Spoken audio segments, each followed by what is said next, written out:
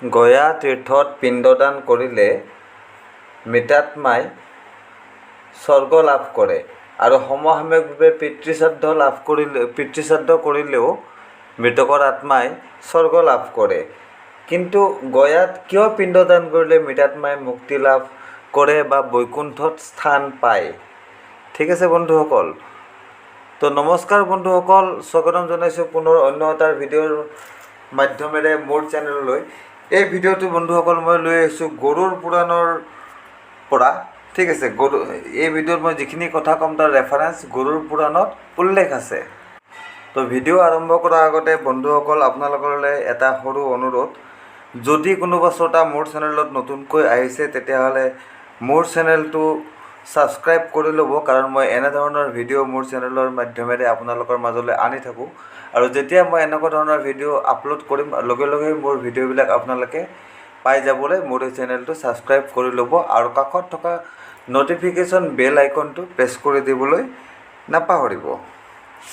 তো বন্ধুসকল, যেতিয়া ব্ৰহ্মদেৱে সৃষ্টিৰ ৰচনা কাৰ্যত ব্যস্ত আছিল তেতিয়া ব্ৰহ্মদেৱৰ পৰা অন্যান্য বস্তুৰ লগতে ব্ৰহ্মদেৱৰ পৰা সৃষ্টিৰ অন্যান্য বস্তুৰ লগতে গয়া নামৰ এটা অসুৰৰ জন্ম হৈছিল।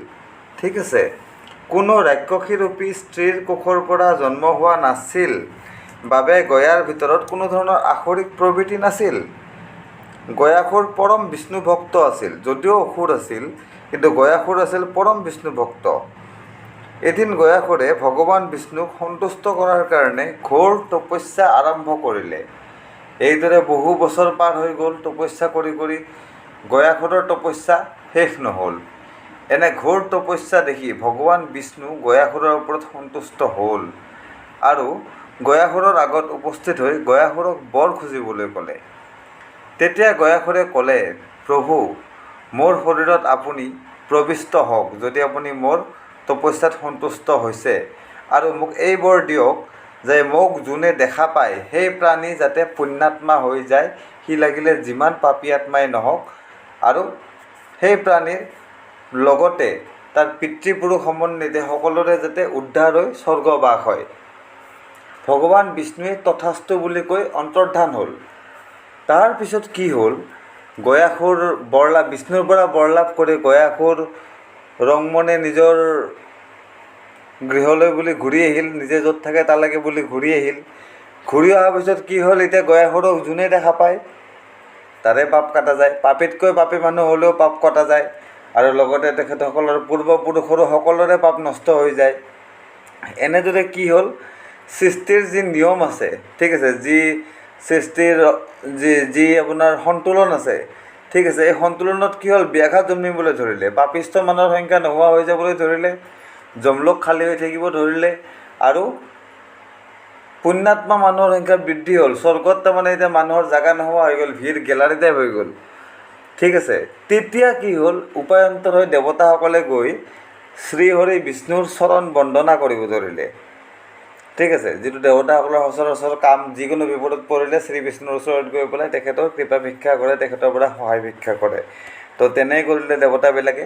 তেতিয়া ভগৱান বিষ্ণুৱে দেৱগণক কি কৰিলে, আশ্বস্ত কৰিলে আৰু ক'লে, দেৱগণ চব ঠিক হৈ যাব, চিন্তিত নহ'বা। তাৰপিছত এদিন গয়াসুৰে ক্ষীৰ সমুদ্ৰৰ পৰা, গয়াসুৰ বিষ্ণু ভক্তৰ লগতে পৰম শিৱ ভক্ত আছিল, কৈ থওঁ। ঠিক আছে, তাৰপিছত এদিন গয়াসুৰে ক্ষীৰ সমুদ্ৰৰ পৰা পদুম ফুল আনি শিৱ পূজা কৰিবলৈ যাওঁতে, যেতিয়া ক্ষীৰ সমুদ্ৰৰ পৰা পদুম ফুল লৈ আহি শিৱ পূজা কৰিব আৰু শিৱ মন্দিৰলৈ বুলি গৈ আছিল, তেতিয়া কি হ'ল, বিষ্ণু মায়াৰ প্ৰভাৱত এটা শিলাখণ্ডত বহি টোপনি গ'ল। বিষ্ণুৰ এনেকুৱা মায়া ৰচনা কৰিলে, গয়াসুৰৰ কি হ'ল, মায়াৰ প্ৰভাৱত টোপনি আহি গ'ল আৰু এটা শিলাখণ্ডৰ ওপৰত শুই পৰিলে। তেতিয়া বিষ্ণুৱে নিজৰ গদা নিক্ষেপ কৰি গয়াসুৰক বধ কৰিলে। ঠিক আছে, কিন্তু যেতিয়া গয়াসুৰৰ ওপৰত গদা নিক্ষেপ কৰি গয়াসুৰক বধ কৰিলে, কিন্তু মৃত্যুৰ আগে আগে মানুহে কিছু সময় পায়তো, সেই মৃত্যুৰ আগে আগে গয়াসুৰে পুনৰ এক বৰদান বিচাৰিলে ভগৱান বিষ্ণুক, যে হে নাৰায়ণ, আপুনি দেৱগণৰ লগত এই শিলাখণ্ডৰ ওপৰত অপ্ৰত্যক্ষ ৰূপে নিবাস কৰক আৰু এই স্থান মৃত্যু কৰ্মৰ বাবে পুণ্যস্থলীৰূপে পৰিগণিত কৰক।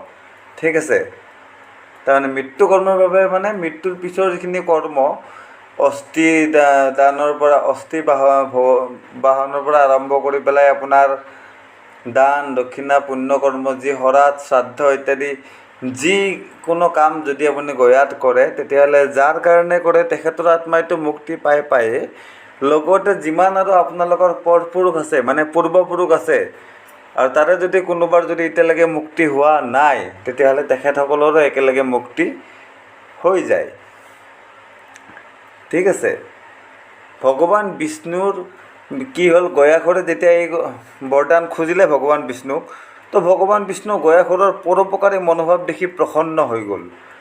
তো বহুত প্ৰসন্ন হ'ল। গয়াখৰে নিজৰ কাৰণে একো বিচৰা নাই, যি বিচাৰিছে প্ৰথমবাৰো বেলেগৰ কাৰণেই বিচাৰিছে, বেলেগৰ পাপ কটা যাওক মোক দেখা পালে।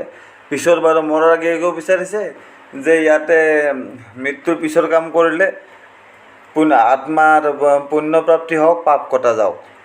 ঠিক আছে। তো বিষ্ণু অভিভূত হৈ পৰিল গয়াখৰৰ পৰোপকাৰী মনোভাৱ দেখা পায় আৰু তথাস্তু বুলি বৰদান দি অদৃষ্ট হৈ গ'ল। ঠিক আছে। তো বন্ধুসকল জনাওঁ যে গয়া হ'ল এনেকুৱা তীৰ্থস্থান য'ত অসংখ্য তীৰ্থস্থল আছে আৰু তাতে অসংখ্য তীৰ্থস্থলত অসংখ্য জেগাত আপোনাৰ অসংখ্য ধৰণৰ মানুহে গৈ বিভিন্ন স্থানৰ পৰা গৈ পেলাই শৰাধ কাৰ্য কৰে, শ্ৰাদ্ধ আদি অনুষ্ঠিত কৰে, মৃত্যুৰ পিছত অস্থি বিসৰ্জনৰ কাৰ্য কৰে। সকলো ধৰণৰ মৃত্যুৰ পিছৰ কাম গয়াত কৰিলে কি হোৱা বুলি কয় শাস্ত্ৰতো উল্লেখ আছে। গৰুড় পুৰাণৰ উপৰিও বিভিন্ন শাস্ত্ৰত এই কথাৰ উল্লেখ আছে। ঠিক আছে।